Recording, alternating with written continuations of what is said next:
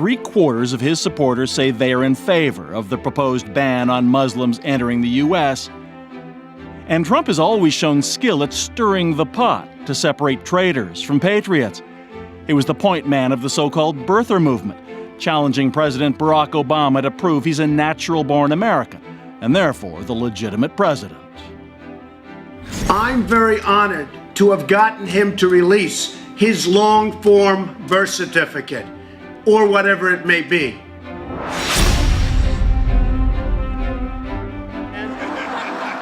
It all came to a head in May 2011 at the White House Correspondents' Dinner in Washington. Barack Obama, the guest of honor. Also in attendance, the man questioning his right to be president. Donald Trump has been saying that he will run for president as a Republican, which is surprising since I just assumed he was running as a joke.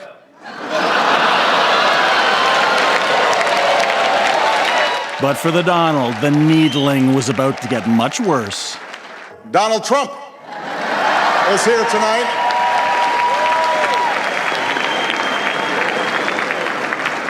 No one is happier, no one is prouder to put this birth certificate matter to rest than the Donald.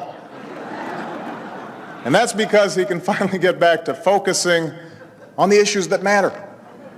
Like, did we fake the moon landing? What really happened in Roswell? And where are Biggie and Tupac?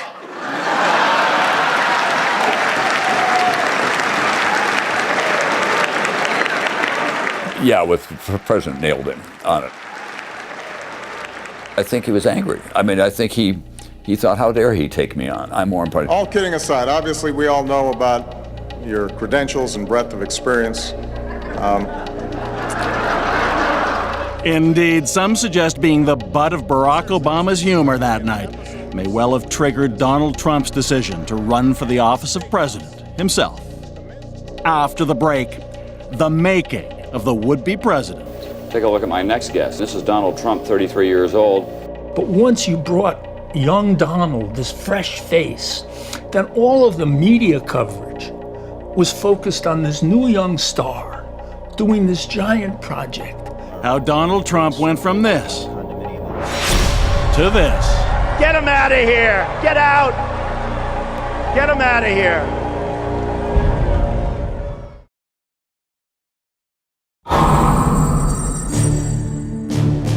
Trying to scrape up a down payment for a little fixer-upper in your neighborhood? Take a look at my next guest. This is Donald Trump, 33 years old. From the beginning, Donald Trump's fame and fortune have been linked, as here in his first appearance on NBC's Today Show in 1980 with Tom Brokaw. Donald Trump, as I say, is just 33 years old. He took his father's rather modest by current standards real estate empire in Brooklyn and expanded it considerably. At the time, his signature Trump Tower was rising into the Manhattan skyline.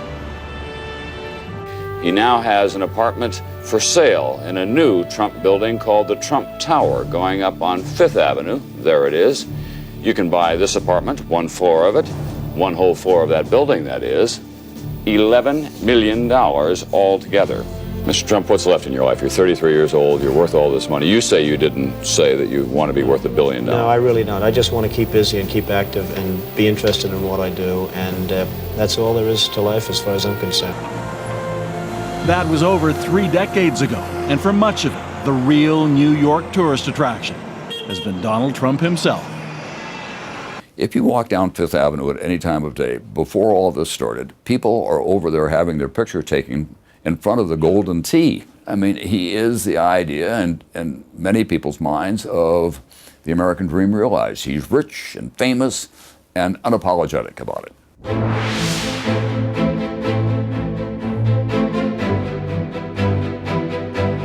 For all his claims of being a self-made man, it was a silver spoon that got him launched. Trump's father, Fred, had amassed a $200 million fortune building housing in the outer boroughs of New York City. When his son entered the business, Fred was there to help. He guaranteed the financing. He brought him to his own bankers to get the $35 million loan that started the whole process. And Fred had to guarantee the loans. New York investigative journalist Wayne Barrett wrote the first probing feature on Manhattan's new young real estate mogul. Then, in 1992, an unauthorized biography. At the time, Trump was facing bankruptcy, and he threatened to sue Barrett, then had him arrested at one of his casinos. Barrett says Trump's first projects in Manhattan cost hundreds of millions of dollars, the financing arranged by his dad. Before long, the son became the brand. But once you brought young Donald, this fresh face, then all of the media coverage was focused on this new young star doing this giant project. But there always were controversies. According to Barrett, Trump associated with known members of organized crime, both while starting out in New York and then building his casinos in Atlantic City. So, yeah, he had, everywhere Donald went, he had these mob allies and friends. And another event early in Trump's career follows him still. When he handled rentals for his father's housing in New York, the federal Justice Department accused them of trying to keep out minority tenants, especially blacks. Eventually, the Trumps signed an agreement not to discriminate.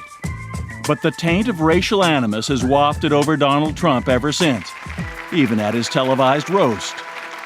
Donald say he wants to run for president and move on into the White House. Why not? It wouldn't be the first time you pushed a black family out of their home.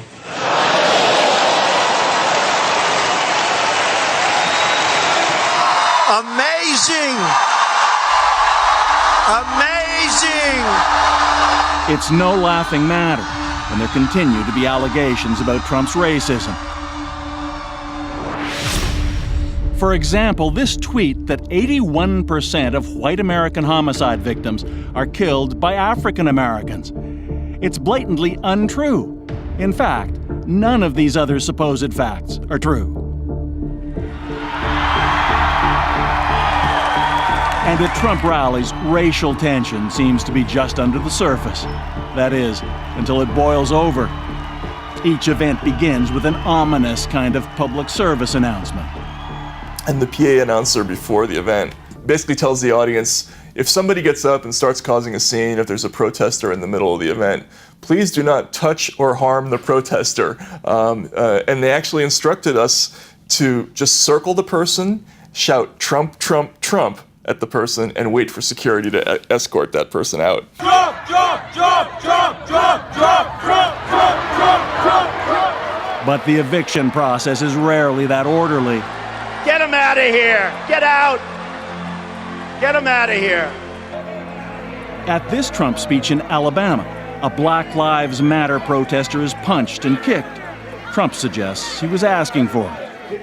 And this guy started screaming by himself. And they did, I don't know, rough up. Maybe he should have been roughed up, because it was absolutely disgusting what he was doing. Georgia, police evict African-American students from a Trump rally on their own college campus. Get him out! Get him out! I think we got kicked out because we're a group of black people. And, I guess people, what's going on in America, they're afraid we're going to say something or do something. Louisville. A young African-American woman is attacked by a Trump supporter known to be a white supremacist. Throw him out! Yeah, it happens at almost every one of his events. It's sort of this ritualistic cleansing of the audience. I mean, if you want to think about it, in conjunction with the things that he said about minorities and immigrants and that sort of thing, it has pretty powerful connotations. I love the old days. You know what they used to do to guys like that when they were in a place like this? They'd be carried out on a stretcher, folks.